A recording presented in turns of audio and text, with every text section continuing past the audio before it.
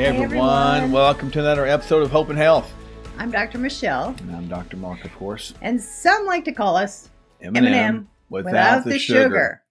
Gotta love that, right? That's pretty funny. So we're really excited about this tonight's show. First up tonight, we've been asked the question, what about eating out, being on the road and all that stuff. So we're going to get into that a little bit tonight. That's pretty cool. It is pretty cool. We like to talk a lot about the things that you can do to keep you from overdoing it when you go to a restaurant. So we've came up tonight with 17. So there's 17 of our top tips that are going to help you as far as eating out. So when you look at this first one here, this is the top first 6. You don't want to go to a restaurant overly hungry. You make sure that you have had adequate nourishment in the hours before you go.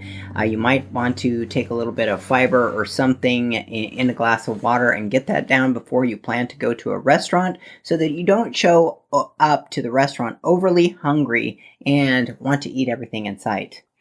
You might want to drink a glass of water before your meal. So a little bit of water will put something in your belly, and that way you won't quite have that tendency to keep eating like that. This next one, they say, if you don't have a plan, you plan to fail. So plan to look at the menu online for your restaurant of choice. Oftentimes those restaurants of choice have the menu online, and you can already pick out what you want to order before you actually arrive. And that just sets you up for success. To know it, know what you want, and don't go outside of those parameters. Number 4, you see, it's, every restaurant has these general things, the salad, the protein, and some sort of veggie. Look at the menu, as Dr. Michelle just said, as more of a buffet, or maybe look at it like you're in the kitchen and you have all these bins full of this food, instead of like each order itself already having to have that. You can actually order from the menu from a buffet style.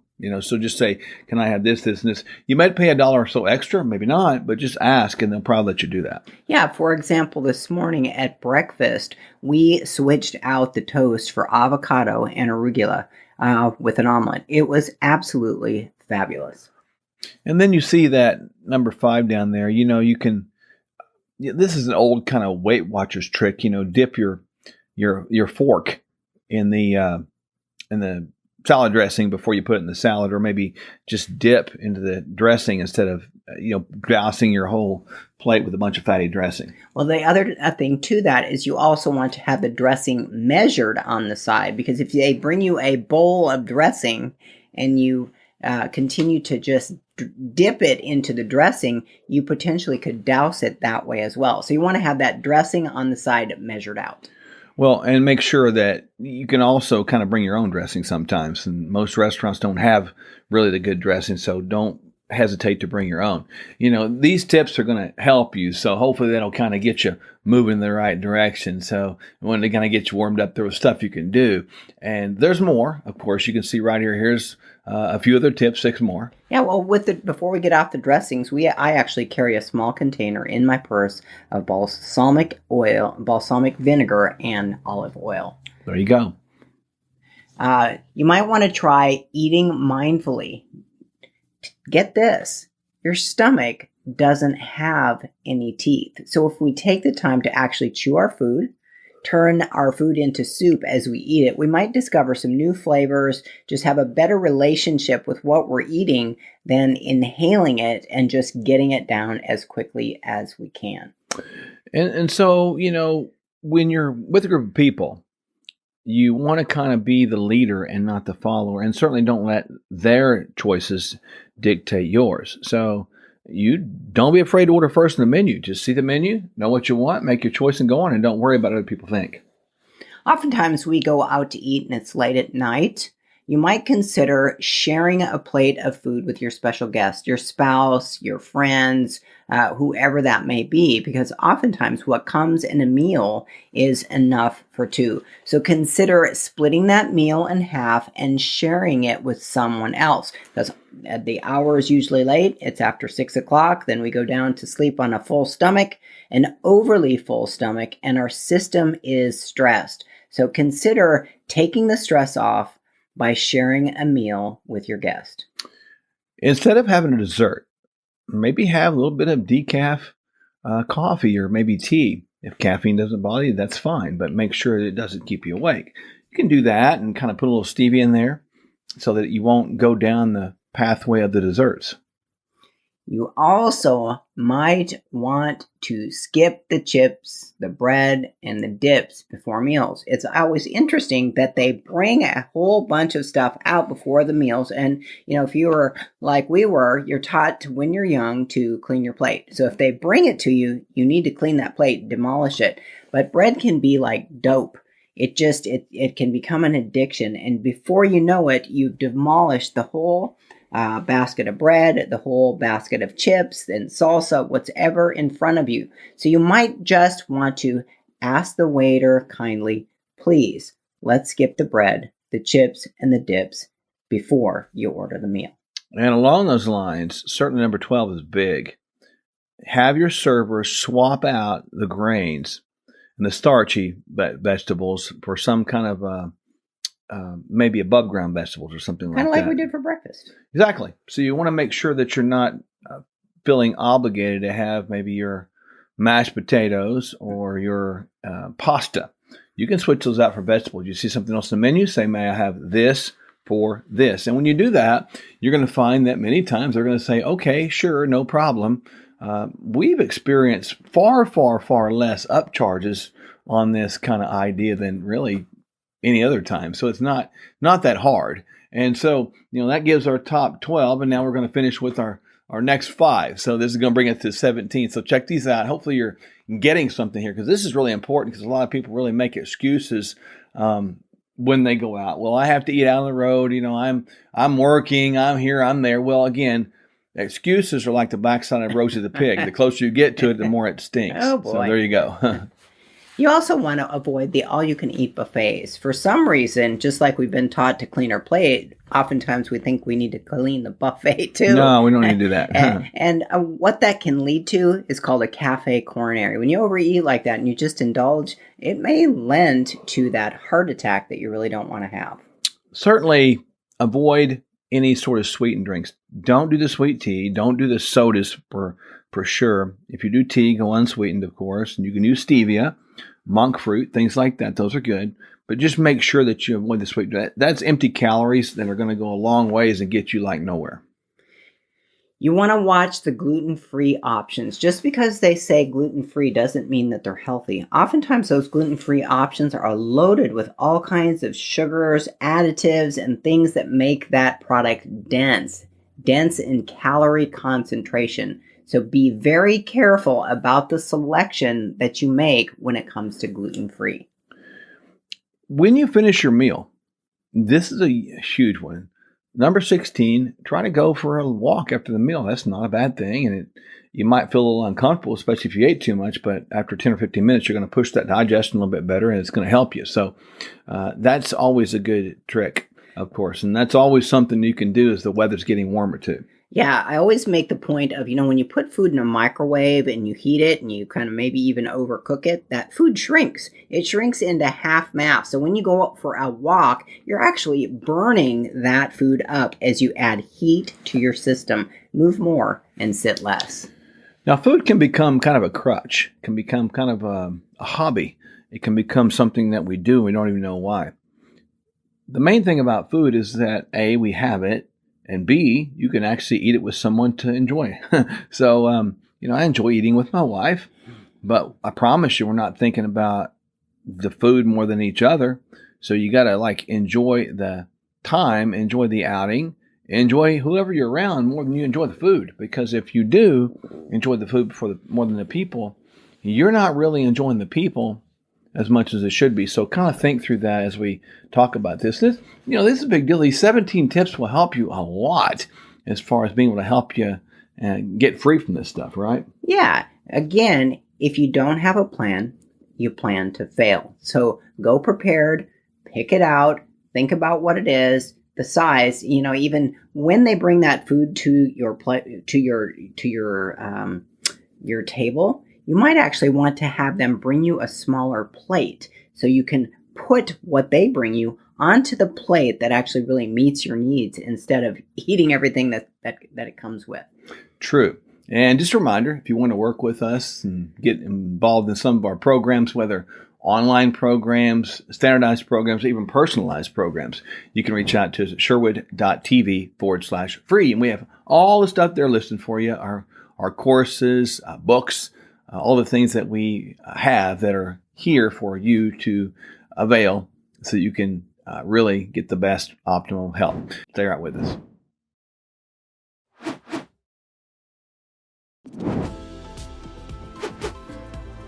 Hi friends, Dr. Mark Sherwood here. And I'm Dr. Michelle Sherwood. Not everyone can make an appointment with us, but you can receive many of the same educational benefits our patients receive through our most comprehensive course, Health Secrets Exposed. Modern healthcare, or should we say sick care, is more focused on profit than your health. And in this course, you'll discover what sick care has been keeping from you all along. Here's a hint. You don't need more medication. You need the simple truths in this course to unlock optimal health. Health Secrets Exposed is usually $149. Now it's just $99 with your promo code. It's time for you to learn what Big Pharma doesn't want you to know. Go to sherwood.tv now and use promo code HOPEHEALTH to receive this exclusive offer.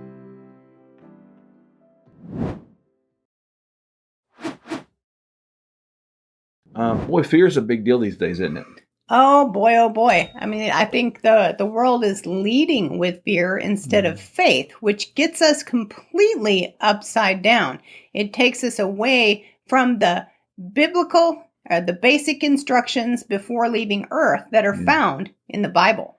It's amazing. Every time I turn on, really, it can be mainstream media or even sometimes the conservative patriot type media where we're talking about things that will put fear into your heart. And again, we're not saying to be ignorant or oblivious to it. We're saying to be informed, but to not live in that place, because if you do, it will consume you. I appreciate, being informed by good, well-meaning people. But what is not good is if we spend like a 30-minute program talking about how bad it gets and then only spend 1 minute talking about how good it is, right? So what did I say? How bad it's going to get, but how good it is. Two different paradigms there. How bad it's going to get is true. It's going to get really bad. It's supposed to. But how good it is that we have God inside of our hearts through the relationship we have with Him through His Son Jesus, who came to this earth and died for us and rose again. So therefore, we can depend on some things. And we've got some scriptures for you tonight that we believe will help you deal with it, create more resiliency, and give you some confidence that even though it's going to get bad, it's actually pretty good. In Isaiah chapter 41, verse 10, it says, "Fear not, for I am with you. Be not dismayed, for I am your God. I will strengthen you. I will help you. And I will uphold you with my righteous right hand." Man, when I see that fear not thing, that gets me fired up. Fear not. God is with us. Folks, do we understand what that means to fear not? Sometimes we fear too much, but we find ourselves saying things like, I'm afraid of this, or I'm afraid of that, or I'm scared of. You get the idea and fill in the blank. We don't need to be like that, folks. We are to fear not. And God says, do not be dismayed. I am your God.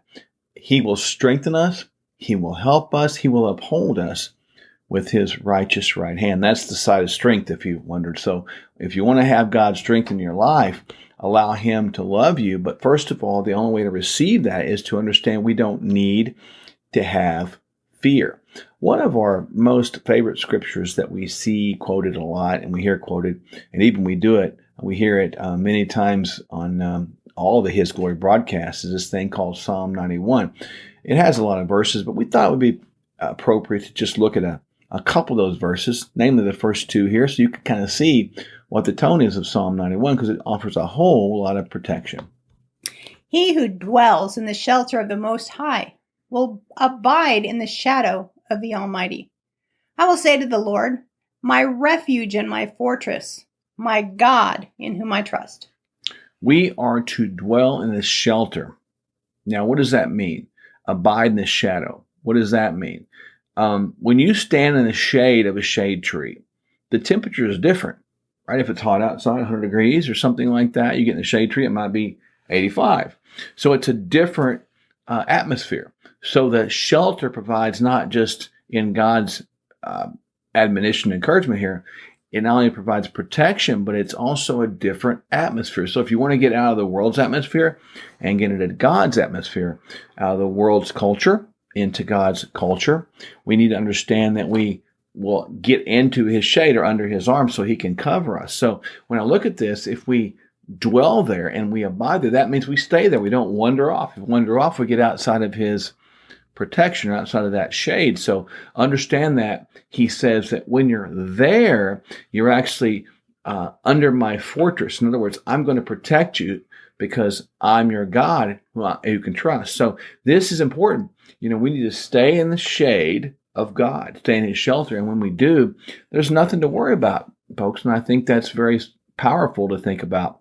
Many, many times we will have problems in our world. I guarantee you that. And there's going to be things that come at us. There'll be lies, false accusations. You heard me talking about that hit piece. I thought, wow. And so What's that? Somebody asked me, do you want to respond? I'm like, well, no, I don't really What's there care. to respond to? Why would I waste my time responding to an idiot, or somebody that's trying to hurt me? They don't know what they're doing. Honestly, I look at this and it's like you sometimes want to say what Jesus said, Father, forgive them. They know not what they do. And again, it's hard to take sometimes, folks, to be honest with you, but it's probably part of the journey of us as people. You will have people lie on you. You will have people accuse you. You will have people make false allegations against you. It's just going to happen. That's part of it. Years ago, I had some stuff happen to me, and I was like, wow. But I remember one day I was kind of all by myself, feeling sorry for myself. And I said these words, ask God a question. I said, why is this happening to me? And I was kind of like alone. It was a miserable time. I wasn't having a good time at all. And He basically said in my heart, I didn't hear it out loud, or could have, I don't remember, but He said, who do you think you are? Look what they did to my son. And I thought, ooh. That's right. They did this to Jesus. Why am I indifferent? Who do I think I am? How arrogant can I be that I can't be accused of something? Come on. And that's where we are in the world right now. We need to understand that arrogance can get in the way of truth. When arrogance gets in the way of truth, we actually lose our protection. So let's stay humble and let's stay in the shadow of God and let Him empower us and realize when these attacks come, they might be significant. But check this out, what we hear and read in Isaiah 54. No weapon that is fashioned against you shall succeed, and you shall confute every tongue that rises against you in judgment. This is the heritage of the servants of the Lord, and their vindication from me, declares the Lord. Understand that there will be weapons formed against you. This doesn't say that if a weapon is formed against you. It says no weapon that is fashioned against you shall succeed. So that means who is the person or entity that wants to destroy your life? That's going to be Satan and his demons. They want to destroy you. Is it working through people? Yes, it is. So people will allow themselves to be toyed by and used for the enemy's purposes. The enemy works through people, and God works through people. This is the whole battle against good and evil. So no weapon that's formed against us is going to succeed. And we talk about this.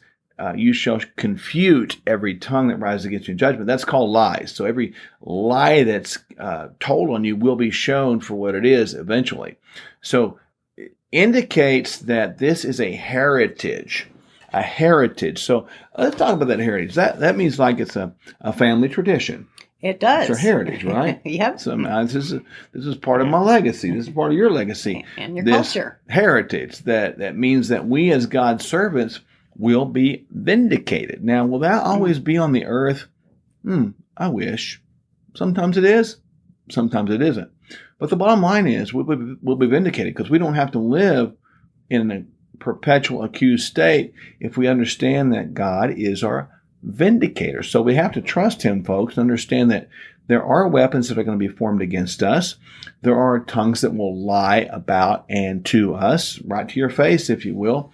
But the heritage or the destiny or the inheritance of the servants of God, like that's us, that we've given our lives to him, he will protect us and he'll vindicate us. So that's important. And even though this stuff comes at us all the time, we need to understand that it might be tough. There might be things that we say we just can't get out of. Well, how am I going to escape this? I don't know. What am I going to do? Well, what does the Bible say in 2 Timothy chapter 4? The Lord will rescue me from every evil deed and bring me safely into his heavenly kingdom. To him be the glory forever. Amen. So God is going to rescue us from every evil deed. I find that super powerful, and I'm glad to hear that. Notice we took you through from the Old Testament to the New Testament. We went from Isaiah to Psalms and back to Isaiah again. And you need to remember these scriptures, folks, because it's a big deal. So the Lord will rescue us from every, not occasional, but every evil deed. And he's going to bring us safely into his heavenly kingdom. Now, his heavenly kingdom is going to be, we think, well, that's heaven. But let's think about that for a moment. Is that heaven or is that heaven on earth? Well, it's going to be both. Because ultimately, God says in Matthew 6, thy kingdom come, thy will be done on earth as it is in heaven. So that means we have kingdom principles we live by here. And even though we're not in the technical kingdom here, we really are. Because the kingdom is in us and we're in God. So therefore, he is going to protect us and lead us safely into this kingdom. In other words, we're already there. We're already safe in his kingdom. Are we still living in these mortal bodies? Yes. But one day, these mortal bodies will turn to immortal beings. And when that happens, we won't be worried about anything. So while we're here, don't fear. Let's realize that weapons will be formed against us. Tongues will lie against us. There will be evil plots that come against us. And God will rescue us from every single one of them. But we're not supposed to fear. We're supposed to remain in the shadow of his wings. Just like we get in a shade tree trying to get cool. It changes the culture. So kind of stay right there, folks. We think this is important to kind of have these things because there's so much negative going around today, and we want to really be part of your lives. And just like we talked about in segment 1 about the foods, if you want to work with us and get this kind of spiritual teaching that goes right with the emotional teaching, and right back with the physical teaching, we've talked about governmental teaching, we've talked about financial teaching, all this stuff. It's really all one. So we teach all those things and people get well. Hence our mission statement, leading people down a pathway of true healing. With that said, if you want to work with us, you can go to sherwood.tv, and there's multiple ways to work with us right there. We look forward to seeing you on the road. We got all these Reawaken tours that we're coming. When you see us, come up and say, hey, I'm enjoying your show, and give us a big high five. I'm thinking mask-free, social distancing violating hug, man. That's good. So, folks, we love you all very much, and we look forward to seeing you out there.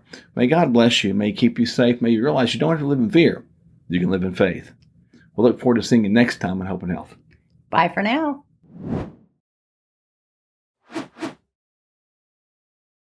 What's funny as we get older, obviously males, we start losing muscle mass, age 30, and just gets worse. And I play a lot of golf, and, playing with my buddies, they're all out driving me, and I'm like, what is going on here? And so I started trying to figure out, okay, what can I do to offset some of this? And that's what brought me into the clinic, and then meeting with Dr. Michelle, Dr. Mark, getting on a nutrition program and an exercise program. Now I'm,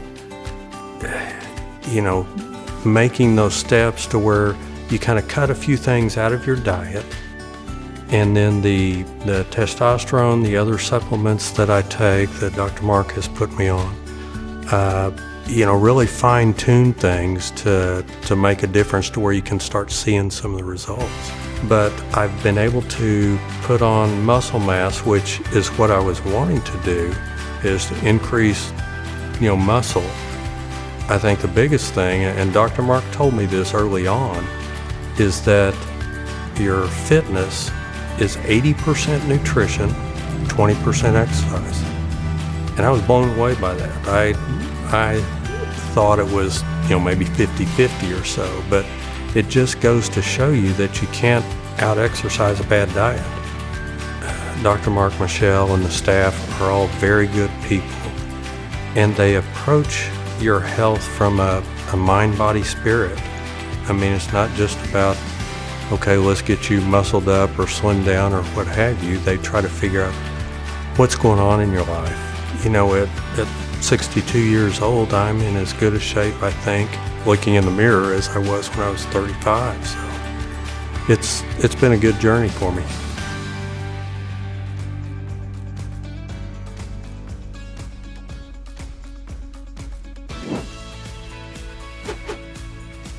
Many people know about our clinic, but most don't realize we help patients around the globe reach their health goals. Deep down, you know there's got to be a way to get there, but you don't know where to start. Our starter plan is the first step. You'll get everything you need to experience a health transformation in 120 days. You'll start by resetting your health with a 2-week detox. Then you'll implement our proven anti-inflammatory food plan. On top of this, you'll get a 120-day supply of essential supplements, omega-3 and vitamin DK, as well as our homeopathic drops to accelerate your health goals. Go to Sherwood.tv now and use the promo code on your screen to receive this exclusive offer and save a total of $80. This is your path to more energy and better health.